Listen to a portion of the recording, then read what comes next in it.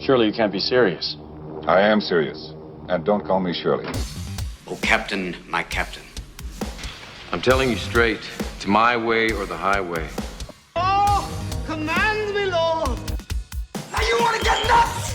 Come on, let's get nuts. Tell me something, my friend. You ever dance with the devil in the pale moonlight? I always ask that of all my prey. I just like the sound of it. I'll have what she's having. You have chosen wisely.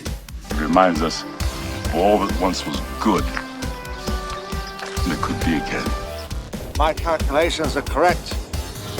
When this baby hits 88 miles per hour, you're gonna see some serious... You're listening to the 30-something Movie Podcast. Classic movies, 30 years in the making. It's the 30-something Movie Podcast. And back again. I've got Pat with me today. Hey. Pat, how you doing? I'm doing well. Good. Exciting times. You are all dressed up this afternoon? Yeah, it's as the day of the day of recording is also 8th grade promotion. 8th grade promotion. So we're excited. You got the suit on. Yeah. You were called Men in Black earlier. Yeah, they say, hey, Men in Black, come to the office. That's fun. So. Sometimes I wonder what it'd be like, wearing a suit and doing that whole thing. Mm-hmm. Kind of, Mizuka and I also talk about, the Rat Pack and Sinatra and just, yeah. Dressing up when you go out and everything like that. Sometimes you think that'd be pretty cool. Mm-hmm. I don't wear ties. I'm not a fan. I mean, I have a lot of ties. I just don't. I have very much a football neck. Yeah, so ties are not a friend. Yeah, well, when I play trumpet, I got to undo the tie, and but I'll wear ties, concerts and all that kind of stuff. I can't say that. There's some teachers that wear a shirt and tie. Mm-hmm. It looks sharp and everything. Yeah. I don't. Yeah. I don't know. Yeah. So we're dressed up. Here we are. Yeah. Alrighty. Well, I don't know. Maybe you can tell from our excitement level how we already feel about the movie we're going to talk about today. But Pat, we're going to be talking about Sex, Lies, and Videotape. Yeah. So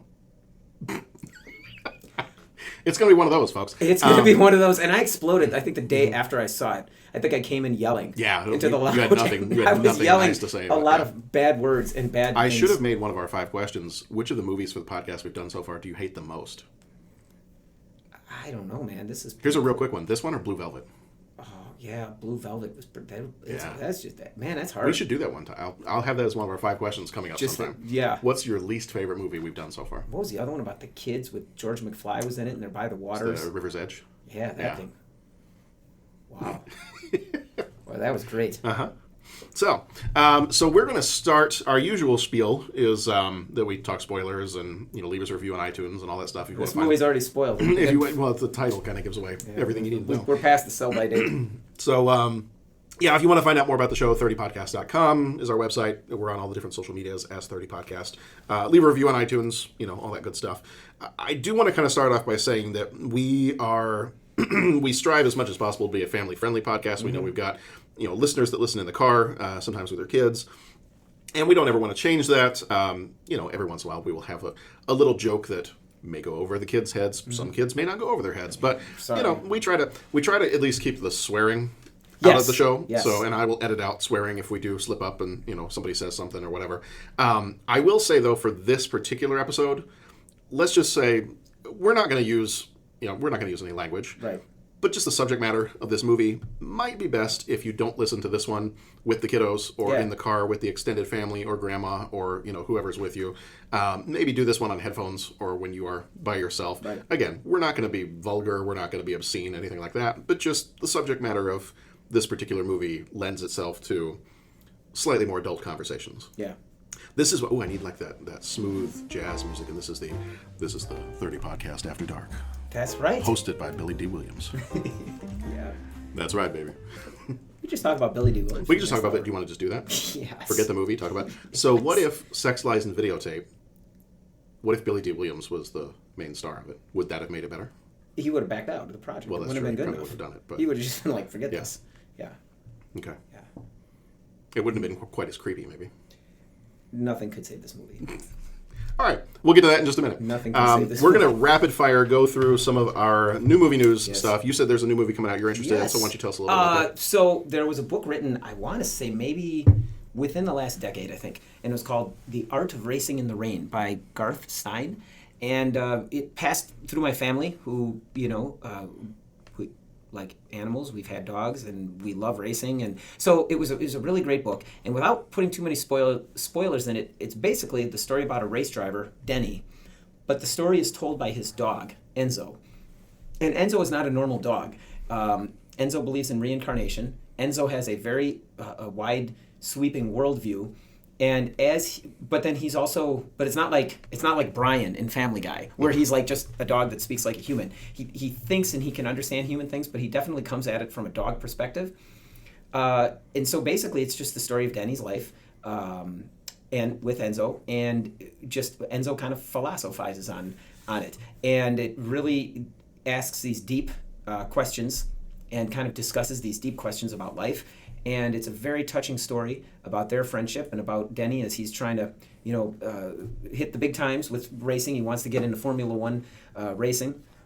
And it's a very touching story. It definitely gives you all the feels, as your daughter would say. You're going to laugh, you're going to cry. It's a pretty amazing book. It's not a real long read, but it's an amazing book.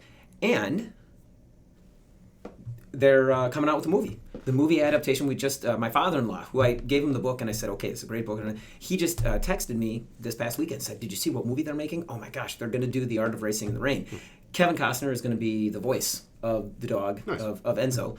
And like I said, I watched the trailer a couple of thousand times in the last day, and it looks like it could be really, really a great movie. So if you haven't read the book and you like dogs, racing, good story, the emotional highs and lows, then I would definitely recommend this book.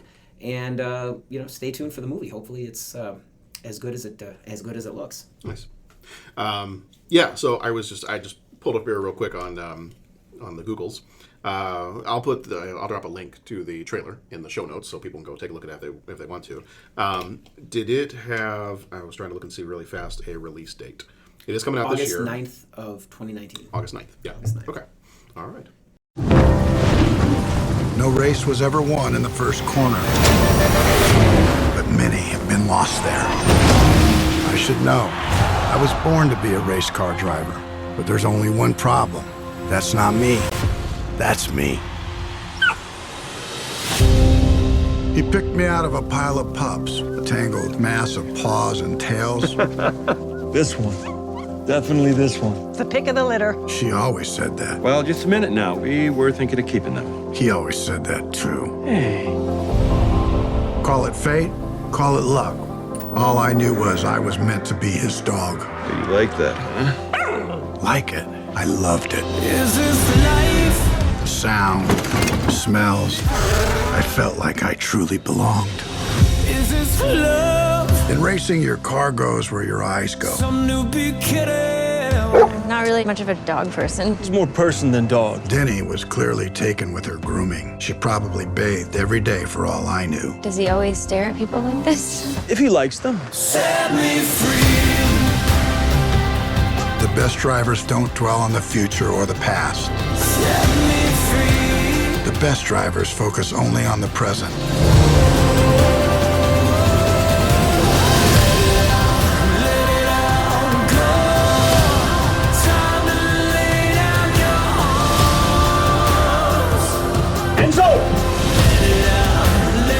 No one knows what curves life will throw at you. But if a driver has the courage to create his own conditions, then the rain is simply rain. But for now, all I want is one more lap. Faster, Denny. Faster. Oh, sweet boy, come here. It must be amazing to have a body that can carry an entire creature inside. I just hoped it would look like me.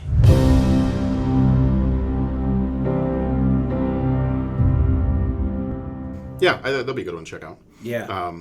I do enjoy all those things, so I strongly recommend. I'm not as knowledgeable about racing, but you don't have to be. It doesn't sound like you need to be. You don't really need to be. In fact, what this book does so well is that it will throw names out there and it'll throw things out there that'll make you go, "Oh wow, I didn't know racers think like that." Okay. Oh wow, what's that name that he's talking about? Let me go look that guy up. Oh wow, he'll talk about some famous race. I'm gonna go to YouTube and watch this race and see what they're talking about. Okay. So, nice. I think it definitely makes the content manner in a approachable manner. Yeah. So nice. All right, real quick. The only other things I got, I can just do these real rapid fire because I don't know that we need to talk about them too much. And at the point that this, we're pull back the curtain just a little bit. We are recording a whole bunch of our episodes ahead of time because we're teachers and we're going to go about our merry way here in just a little bit. And so recording over the summertime, we're just trying to get a few episodes in there so we can release them as needed throughout the month of June and July, so we don't have any interruption in service, right, as they say. Right. So some of these things, by the time you hear this episode, they might have already been out for a couple weeks now, but it's just how it's going to work out. That's the way it works. Very quickly, and again, unless you got anything you want to comment on these, I could just rapid fire these out here. Were you ever a fan of the Mortal Kombat movies? They're fun. Okay. I don't think I've ever watched any of them. I think I've seen maybe the first one. Okay. Played the game all the time. But... Love the game. I think I watched the movie. It was fun. It was cool. All right. They've got a Mortal Kombat reboot planned for 2021. Oh, exciting. So more movies coming out. Good. There is a live action, and when they say live action, I'm picturing it's probably like the Alvin and the Chipmunks movie where they had like real people with the CGI animated chipmunks. There's a live action Chip 'n Dale Rescue Rangers that's being made. All right. So my guess is mixture of people and animation and doing it that way. So... and then I will admit I have not seen this one. The 1969 movie The Wild Bunch. They are doing a remake of The Wild Bunch. I wonder if I've seen it. So Wild Bunch, I went to go look up and see who was in the original one. It was Ernest Borgnine. It was, who else was in that one? I looked up just a little bit earlier. William Holden, Ernest Borgnine, Robert Ryan. Oh, let's see who else. Trying to see if there were any other names here that I really recognized. But I mean, I've definitely heard the title, and I've seen the movie cover before. But I guess they're doing a remake of it. Oh, okay, cool. So they've got a remake, and I guess Peter Dinklage from Game of Thrones, and Michael Fassbender and Jamie Foxx are. And Jerry Bruckheimer might be producing or directing or producing. And I feel like Mel Gibson was somehow attached to it. I don't know either as like a director or producer or what, but so sounds like kind of along the same lines of when they did the Magnificent Seven a few years ago, just doing another remake of one of those. So good. In terms of news, I think that's all I got. So that's fine. That's plenty. Yeah. All right, so let's jump in the DeLorean. We'll head back to 89. This week in 89, so we're looking at around June 5th to the 11th, roughly, 1989. On June 7th of 1989, for 1 second, the time at 1:23 a.m., the time is 1, 2, 3, 4, 5, 6, 7, 8, 9. Because it would have been 1:23 in the morning, 45 seconds on June 7th, 1989. Oh, exciting. So the next time that'll happen, who knows? No clue. I was under the understanding. 2089, maybe? I was under the understanding that there would be no math. I actually, when I was editing our ET episode a couple days ago, and I dropped that Chevy Chase bit in to that episode because we mentioned it a couple times in that one too. That's cool. That's my understanding. There would be no math during the debates. If you'd like to talk about domestic issues, I'm sure I can tell you something about Betty and myself. June 7th, also the first baseball game ever to start outdoors and end indoors. The Toronto Blue Jays closed the roof of the stadium partway through the game. Okay. Right. On June 9th, 1989, Star Trek V, The Final Frontier premieres. Oh, my goodness. Okay. So we'll be doing that one later this year. What does God need with a starship? Excuse me? Excuse me? Oh. Excuse me. What does God need with a starship? Final Frontier. And then June 10th, Tales from the Crypt debuts on HBO. Did you ever watch Tales from the Crypt? Yes. Yeah. I was way too young when I watched Tales from the Crypt. The show wasn't too bad. No, it wasn't too bad. I mean, there was a little bit here and there. Yeah. And, as the movies got a little bit more. Yeah. But I mean, I was probably watching it when I was like 10 years old. Yeah. That's probably a little bit too young. Might be on the young side. Tales from the Crypt, yeah. The top book, While My Pretty One Sleeps by Mary Higgins Clark. The top movie was Indiana Jones and the Last Crusade, this little, I don't know if it's an independent film or what it was. An indie Steven Spielberg, I think we said. We've talked about him before. Yeah. Harrison Ford, Den Holm Elliott, Allison Doody. Yeah. And then Cian Connery. I don't know who he is. It's all these people. I don't know who they are. Brother. But sounds like a fun movie. Sounds like it could be good. Yeah. Top song was Rock On from Dream a Little Dream by Michael Damian. All right. Are we... Should I even ask if we're ready to talk about this movie? We're not. We're not ready, but let's do it anyway. Yeah. Okay. This movie's called... more about The Last Crusade? We could. Do you want to talk about The Last Crusade and Billy Dee Williams and just call it a day? I'd be fine with We that. could do that. I'd be fine with that. What if Billy Dee Williams took over as Indiana Jones? That'd be cool. That'd be fine. Hello, what have we here? Snakes. Why did it have to be snakes? There we go. Sex, Lies, and Videotape was this one. 22nd of September 1989, rated R for many obvious reasons. Runtime 1 hour and 40 minutes. Was that too long for you, Pat? Yeah. Okay. Yeah, it was. Directed by Steven Soderbergh, who also did the Ocean's 11 movie series and the movie Solaris. Producers on this one were John Hardy and Robert Newmeyer. Robert Newmeyer died in 2005. Hardy also produced Aaron Brockovich, Ocean's 11 and 12, and Newmeyer produced The Santa Claus and Training Day. Writer for this one was Steven Soderbergh, who also did Night Watch and Solaris. Cinematography was by Walt Lloyd, who did The Hitcher and The Perfect Storm. Music by Cliff Martinez, who did The Limey and Drive. Budget was $1.2 million. Box office was $36.7 million. The critics... All right, here we go, Pat.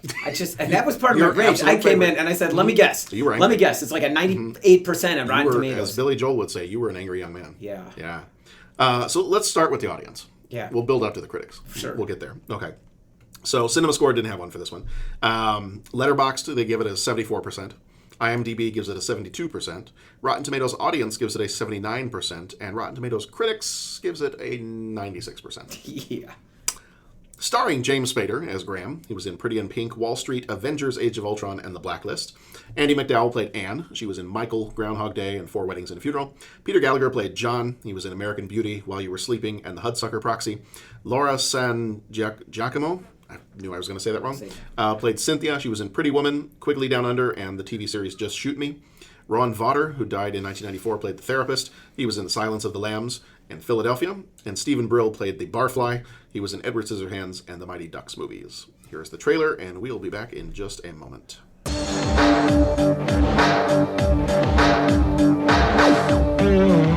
think there are a lot of women out there that'd be glad to have a young, straight male making a pretty good living. Being happy isn't all that great. I mean, the last time I was really happy, I got so fat. If you want to leave, leave. My life doesn't revolve around these little get-togethers. I mean, don't flatter yourself. You know, I look around me in this town and I see John and Cynthia and you, and I feel comparatively healthy. How do you like being married? Well, you know the cliche about the security of it. Well, that's true. Are you having an affair? Why don't you let me tape you? Doing what? John and Ann don't have sex anymore. Did you make one of these damn videotapes? Yes, I did. Okay, I'm recording. Tell me your name. Ann Bishop Mulaney. Sex, Lies, and Videotape. Winner, Best Picture, Best Actor, Cannes Film Festival. All right, so, Pat, your face is completely red. Are you already angry? Are you already angry? Well, see, that's it, Don. You're just getting you're like a race car in the red. Yeah, that's right. Just, mushroom cloud laying. Yeah. Sort of like Bruce Banner said, I'm always angry. I'm always angry. Yeah. Especially when I have to watch movies like this. Yeah. So I'm not going to ask if this is the first time you've seen this movie, because I get the feeling that if it wasn't the first time you'd seen this, you wouldn't have watched it again. Yeah. So just basics. Tell me about your reaction to this movie. All I could think of, when, was already into this movie, and I'm like, this was sort of like that line in, what's the Robin Williams, Good Morning Vietnam? Yeah. This is what they give to insomniacs that don't respond to strong drugs. I mean, it's just like, this is the boringest thing I've ever watched in my entire life. And then I got watching it, and it was like, yeah, it really is this is sort of like season 1 of Big Brother, where there was just a camera watching people, and it was like, there's no entertainment value here. There was no music that I could remember. Not really. There was nothing. There was nothing. Yeah. There was nothing. There was nothing. Nothing. You're starting to sound like Willy Wonka from the 70s, Willy. You get nothing, sir. Yeah, you get nothing. You came to watch a movie, and you get nothing. Yeah. That was my reaction. The main character is a jerk. Okay. I wanted to empathize with the wife, but there was that whole angle of the guy with the videotapes, and I didn't quite fully understand that. If it was somehow, maybe he was if I'm saying he had been a therapist, and I'm not a therapist or a psychologist or any other kind of gist, but maybe if they if they videoed people, like, you know, in terms of him counseling them, but it didn't. It just, he would get these gals on there and just have them talk about their inner deepest secrets. Now that's just creepy and weird and strange. And then, well, that was just his own personal fetish, and that was his thing that allowed him. And then we're hearing about what his problems are, and what he had to do to do whatever it is he needed to do to get that whole thing done. It was like, why am I watching this? Like, why do I care? Why do I mean, there's nothing I'm going to take back into my life to say, well, I better make sure I'm doing this or I'm going to do that. What was that other crap movie that we watched about the couple that broke up? Oh, and then they were like juveniles to each other. Another War of the Roses. Yeah. That was where they drove over with the dog and the car and the whole thing. I mean, at least that had some sort of a cautionary tale that you could walk out of and say, well, maybe they're just trying to amp it up, make it so extreme just to tell you, this is what could happen if people don't act like adults. Maybe.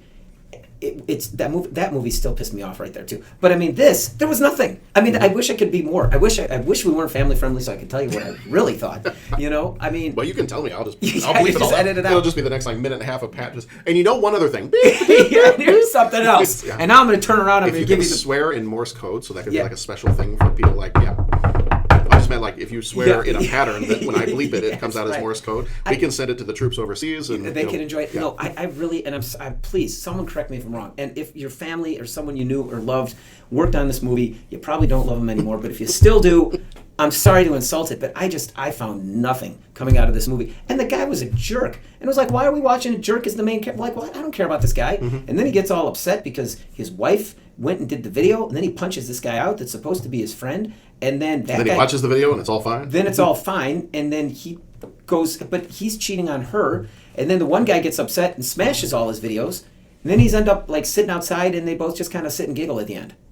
And I was just like, I don't, I mean, what are we watching? I mean, it's just dysfunctional people. I don't get the purpose. I really don't. And I'm maybe. Do you hate dysfunctional people? No. Okay. No, I don't. Do you hate? Here's a better question, because this seems to come up with all these different movies. I'm gonna trip you up here. Trip me up. Do you hate movies that deal with infidelity? Yeah. Because that's kind of been our pattern. Is that? I don't either, but like the is pattern. Is that when I get? Is that when I get angry? Yeah, the ones that you get the most angry at Yeah. are when somebody's cheating on somebody else, and it just is not that there's ever a good reason. And when there's stupid. kids, and when there's kids involved. And when there's kids involved, you like people messing with kids. Leave them with kids. Yeah, I guess I do, because it's just deal straight up. Like, that's my thing. Deal straight up with it. And, you know, the joke about dude, not like, you know, dysfunctional people. No, and it's almost, I hate dysfunctional people. I hate that. Well, and then you get, well, who really truly is functional? But I mean, that's true. That was what, and I've said this before. It kind of got me with like the What About Bob movie or the Dream Team, where it's just like, are we laughing at? Is this, you know, I don't know if that's, and I mean I get how it can be done in a careful manner and all that, but like this, it didn't glorify it. It was just about dysfunction, and there was no cautionary tale. There was no redeeming, no redemption happening in it. And I didn't like the characters, and it was just boring. So yeah, I mean, there was nothing there that really got me into this movie. And I just found, and I know I'm supposed to, you know, not get sucked into it, but I got sucked into it, and like I didn't like any of the characters. I felt sorry for the wife, but then even that, you know, when she starts opening up herself, I mean, yeah, and the sister. I mean, the sister was cheating on her. Well, she wasn't cheating on anyone, but she was. Well, she was her sister. Yeah. Right. Why would you say that? Sister. So yeah. Yeah, I mean that whole thing. And willfully, like. Yeah. Yeah. Like knew it. Yeah. I mean, if the guy had totally like duped them both, like okay, then he's the jerk. But then like knowingly did that. I'm just like, man, that is not cool. Like I just don't. So for folks that maybe have not seen the movie, or maybe it's been a while since they've seen the movie, just a quick, since we're kind of getting into it anyway, just a quick recap of the basics of what this movie is about. Is basically you've got the husband, and his name is John, and which I always hate it when a bad character's name is John, but his name is John, and he's kind of John. That's it. John. That's his name. I was thinking of Graham, the James Spader character. Right. But John is a corporate attorney of some kind, and you know he clearly has enough of a flexible schedule that he can just tell his secretary to reschedule stuff whenever he feels like. Although that didn't work out for him in the end. But you know, and you find out pretty quickly that John is having an affair with Cynthia, who is the sister of his wife. So his sister-in-law. He's having an affair with his sister-in-law. And you also find out pretty early on that the wife, Anne, played by Andie MacDowell, is going to therapy and counseling for different reasons. She seems to obsess with different kinds of, charities is not the right word, but she's worried about, she goes through this whole thing with the therapist about how she's worried about the whales. And then at one point she's worried about, I forget what the other one was, but like people, littering or something. She has all these different causes and things like that she gets obsessed with. But you get from pretty early on with the therapist that there's not really a human connection with the people that are closest to her. So like she's not being intimate with her husband, and that's then I guess what you're supposed to take from that is that's why he's having an affair, because the person he's married to will not be with him the way he wants someone to be with him, and she's just not interested in it. Like she doesn't have too much interest in it. So I don't know, from that, are you supposed to take the idea that, well, if she married him, she's his wife, she should be more interested? And I can see some people taking that side and being like, well, he's sympathetic because look what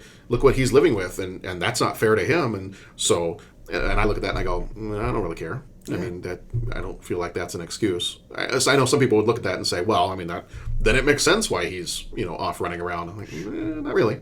Not really. Still not a great person. And his sister-in-law, really not a great person, because she knows what she's doing and she's doing it out of spite.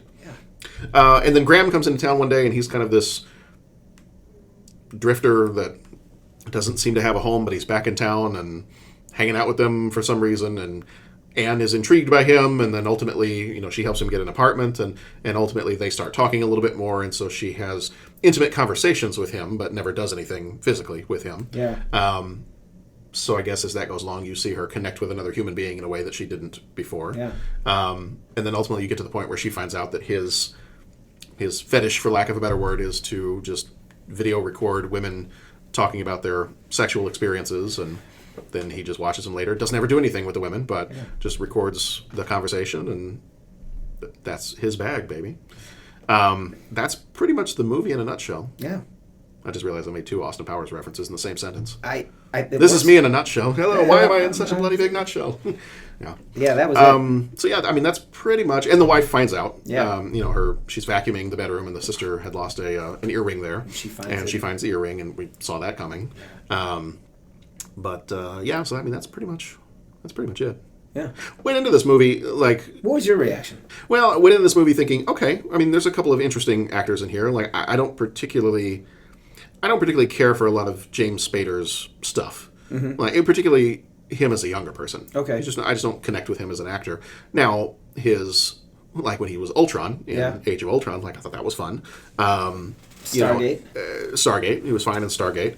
I haven't watched The Blacklist, but it looked like an interesting show.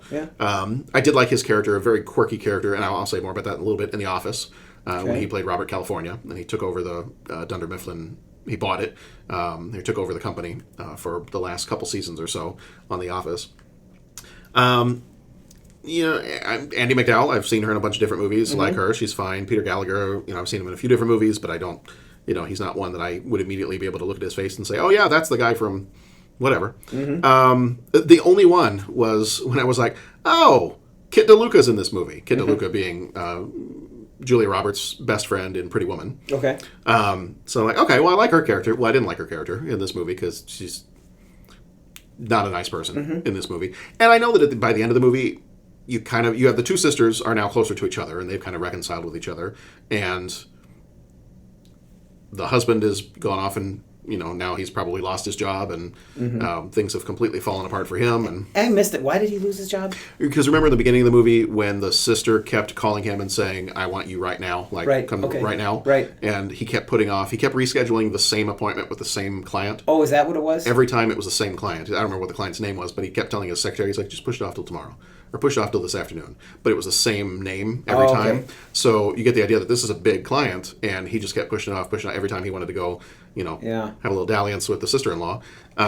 He kept pushing off the exact same client every time. And then at the end of the movie, he's calling the client to see about setting up another meeting. And then that's when they tell him, no, he left a message and said that he's getting representation elsewhere. And then he gets a message that his boss at the law firm wants to talk to him. So you get the idea that he's going to lose his job because he just lost a huge client for the law firm and all that. So, I mean, my reaction to this movie is probably about the same as your reaction to this movie is it. You know, I will say this: I didn't hate it. Okay. Like I wasn't sitting there actively hating the movie while I was watching it. I just was like, okay, so I've seen a movie. You know, and my wife watched it with me. We were watching it, and we were just like, okay, well, that was something special. Yeah, is this the one she said? So what are you going to ask for your 5 Right, she's like, so what are your what options do you have to keep it family friendly and ask your 5 questions? I'm like, I will. So I'll come up with something. When you're watching this with your wife, are you thinking, oh God, what is she thinking right now? Or like sometimes I feel that when I bring in people to movies, and I'm like, I don't know if they're enjoying this, or you know, okay. No. Now, usually when we watch a movie like this, we start rooting for the people having the affair to get caught as soon as horribly as possible. Yeah. Or we start making commentary like, no, shouldn't have worn those earrings. Yeah. You better go look for that earring. It's going to be on the bedroom floor. Yeah. Oh, look, there it is. Or when they were, at the one point, the husband and wife were in bed together, and she was like moving around in the bed, and my wife starts going, she's going to sit on an earring. Yeah. That's what's going to happen. So we start like commenting on that part of it. But no, I mean, it was... I'm not going to say I hated the movie. Like there were definitely the acting performances. They were fine. You know, actors did a fine job of acting their parts. Just the subject matter and it's just not something that I don't want to say not that I enjoy. It's not something that I love watching. Like I don't seek these kind of movies out. If we weren't doing this for the podcast, I wouldn't have watched this movie. Yeah. And the only reason I think we put it onto the podcast was because it was, you know, it was one of those that got such high critical marks that were like, well, you know, it's one of those high critical movies of 1989. We should include it in our podcast. And I know, I mean, but I don't, as we've said before, I don't think we're the target audience. Yeah, maybe not. You know, and I guess, I mean, I like action and adventure movies and sci-fi and historical movies and all those types of things. And I'm thinking, okay, what other movies are quite like this? And it just seemed boring. I don't know. Like I said, maybe I'm a simpleton, but I found very little redeeming qualities in this movie. Yeah. Okay. Are you ready for 5 questions then? Yeah. All right, let's do it. He asks each traveler 5 questions. It's impossible to answer. Impossible because you don't know the answer. Nobody could answer that question. You've got to ask yourself one question. What are you asking me for? I don't know. What you just said is one of the most insanely idiotic things I have ever heard. And may God have mercy on your soul. Okay, so our 5 questions. My wife did ask me, she's like, how on earth are you going to do 5 questions this time with the subject matter of this movie? So I have it broken down. I have 2 questions that are loosely related to the movie here. And then I have 3 questions that all start with the same words as the title of this movie. So my first question, sex. Sex, question 1. That's the number 6 in Swedish. Yeah. Which is better, Swedish fish or Swedish meatballs? Fish. Okay. I'm going to go with Swedish meatballs. There you go. Okay. It's one of my favorite things to get at IKEA when we eat there. If that's exciting. Number 2, that was fast. That was. We're good. I was about to say that was fast sex, but we're gonna pull that back. That may get edited out. That might come out. That might have to come out. Number 2, lies. What is the dumbest lie you've ever told or heard? Oh, jeez. I should have done my research on the question. Why don't you go first? Well, the dumbest lie I've ever told, I'll do that one, was, and this is a story that's been shared throughout my family now. Somehow, when my sister and I were kids, she's 3 years younger than me, somehow I put bubblegum in her hair. Okay. Either to torment her or it was mean-spirited. Like I did it on purpose. I put bubblegum in her hair, and then somehow, I do not know how, somehow I managed to convince my parents that she did it to herself. And you convinced them? And I convinced them. Wow. Somehow I convinced them that she put bubblegum in her own hair. Wow. And she got punished for it. Wow. Yeah. That's good. Yeah. That's not a bad lie. I mean, that's like a really good... Yeah. It's not good, but it's like... It shows skill, I guess. No, that's not good enough to get you out of trouble. That's not the kind of skill you want. Yeah, right? I guess. Yeah. So, yeah, that's mine. All right. You know what? My problem is I can never, like, with a straight face, tell a lie or tell a joke or goof on somebody or any of that kind of stuff, because I always start, like, kind of thing. So I don't have a good one that, like, got me out of something or... Is there a dumb lie that your kids have told? Like, where they're, like, standing in front of you covered in something, and they're like, no, I didn't do it. Yeah, I got nothing. I got nothing on the lie front. All right. I'm sorry. My shoes are making funny noises. You're just a very honest person. Oh, that's a lie. That wasn't your shoes. That wasn't my shoes. We got it. We got they're that was your shoes. That was my shoes. Yeah, they're squeaky clean. Yeah. No, I got nothing. Okay. I got nothing on the lies. I'm sorry. Okay. Sorry. I don't apologize. Okay. Next question. Videotape. Number 3. Videotape. Mm-hmm. What was your favorite thing to rent from Blockbuster back in the day?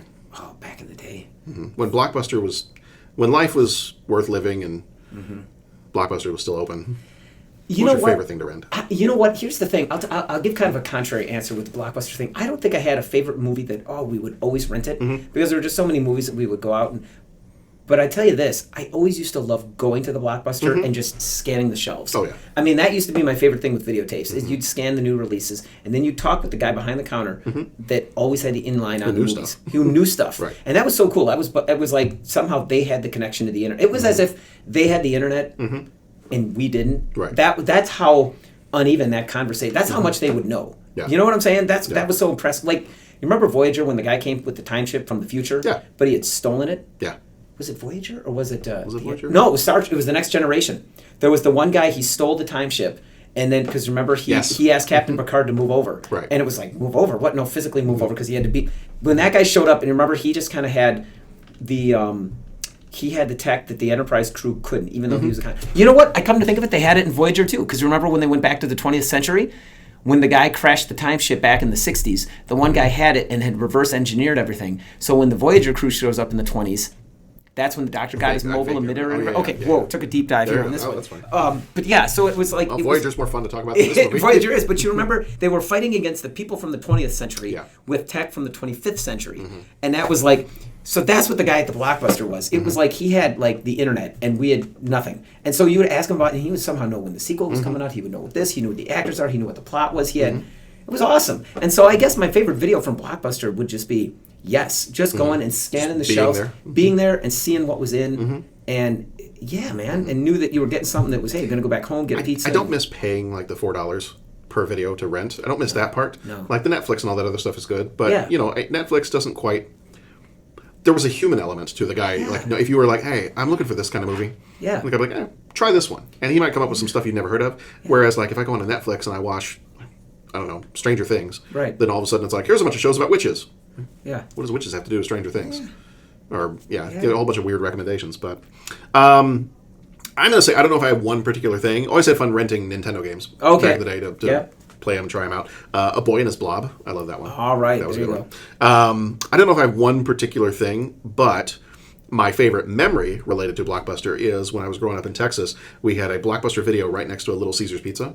So Friday night we go in, we order the pizza, they tell us it's going to be about half an hour, so we go over to the, and that's back when, I don't know if it still is, Little Caesars was the rectangular pizzas. Oh, yeah. Yeah. Then we go next door, and my dad would be like, all right, you got 20 minutes, find one video game, one movie. Yeah. And then we get to pick whatever we wanted. We had to fight over it, but we had to pick whatever we wanted, and that was our Friday night. So. All right, question number 4. So... There's a scene in this movie that features a starring role for a houseplant. If you remember that particular scene. The husband is lying on the bed wearing nothing but a houseplant. Oh, yeah. Yeah.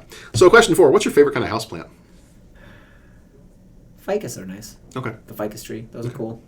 I'm trying to think of other plants. Yeah, that one's easy because you don't have to worry about watering it. That's true. When the kids knock it over, I like little mini cactus. Yeah, cactus. Yeah. Their cactus plants are nice. The aloe plant. We used to have an aloe plant. Okay. That was nice. I have one that used to be in my classroom. It's a little called a ponytail palm tree. Okay. It's like a really tiny little palm tree. Used to have that one. I named it Raymond Carver after my favorite author. Nice. Because he was an alcoholic, and I knew I was really bad at taking care of plants, and I knew that plant was going to have a drinking problem. Yeah. Because I usually overwater them. Yeah. So that's why I named it Raymond Carver. Nice. Okay. And then number 5, what's your favorite James Spader role? So for things he's been in, he was, if you need a quick refresher, he's been in The Blacklist, he's in Boston Legal, he was obviously in this movie, he was in Avengers Age of Ultron, he was in The Office, he was in The Practice, he was in, what else? He was in Crash, he was in Stargate. I think Stargate. Stargate? I think Stargate would be my favorite. Okay. Age of Ultron, I mean, all that Avengers stuff is just awesome. So it's kind of hard to go against that. Okay. But I mean, Stargate was a pretty cool movie. Yeah. Stargate might be mine too. That might be mine for him. A lot of his other roles, I don't necessarily care for him, but I think his Stargate... I will admit, I haven't seen a lot of his different movies and TV shows. Stargate just seems to be a different kind of character than some of his other stuff. So, I will say, as kind of a response to this one, having watched this movie now, I feel like this movie is a good prequel to his character in The Office. I mentioned that before when we were talking the other day. That Robert California, like every time he tries to make a metaphor or an analogy, it's always something like weirdly sexual. And so I watch that character, and then I watch this movie, and I'm like, yeah. So basically, Graham grows up as he's philosophizing about sex and sexual things and stuff like that, that it sounds very similar to like a younger version of this Robert California character that was in The Office. So, all right. So I think that does it for our 5 questions. I think that probably does it for this episode. I think we're good. This was kind of a, like, let's just talk about it real fast. Yeah. And move on to the next movie. Let's do that. So, okay. All right. Not our cup of tea. No, not necessarily our cup of tea. I don't even know if I'm going to ask how many stars you'd give this one out of 5.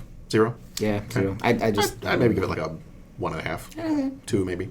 Yeah. There's camera angles and acting things in there that are... Yeah. You know, some of the chairs were nice. Couches. It's nice furniture. The houseplant wasn't bad. No. I mean, it was in an awkward scene, but anyway, that's going to so that's going to do it for this one. So we can leave Sex, Lies, and Videotape in the dust. Yeah. And then we will we'll go into our next one. So we'll see you back here next time. We've got coming up really soon we've got 3 more movies: Drugstore Cowboy, Tango and Cash, and Roadhouse. So thank you for being here, Pat. Yeah, thank you, John. Absolutely. So be excellent to each other to watch some good movies, and we'll see you back here next week for Drugstore Cowboy.